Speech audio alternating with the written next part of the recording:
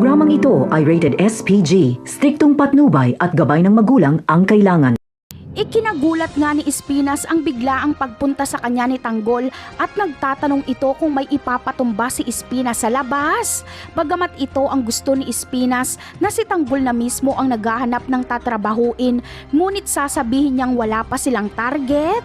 Hindi kasi hahayaan ni Espinas na humawak ng misyon si Tanggol na ganito ang kalagayan niya. Ngunit nangingibabaw ang emosyon ni Tanggol at kinakain na ito ng galit at paghihiganti. Kaya kapag makalabas ito ay para itong dragon na magwawala at walang pakialam, magawa niya lang ang kanyang misyon o maipaghiganti niya lang si Mokang. Kaya minabuti ni Espinas na makamove on muna si Tanggol bago niya ito bigyan ng misyon. Kaya naman, may misyon o wala ay gagawa ng paraan si Tanggol na makalabas. Sinubukan siyang pigilan ni Bubbles, ngunit hindi siya magpapapigil.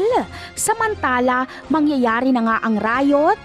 Magugulat na lang sila Tanggol dahil bigla silang lalapitan ni Labong at agad na uumpisa ng saksakan at bugbugan. Ngunit dito nga nagkakamali si Labong dahil punong-puno ng galit ang mga puso nila Tanggol. Imbis na mapaslang ni Labong sila Tanggol ay si Labong tuloy ang mauubos. Kahit bagsak na si Labong ay tuloy pa sa pagsaksak si Tanggol. Maaawat lang ito kapag dumating na sila Balatukan dahil agad nilang kakastiguhin sila Tanggol. Napakarami pa nating dapat abangan sa mga susunod na episode. Paalam!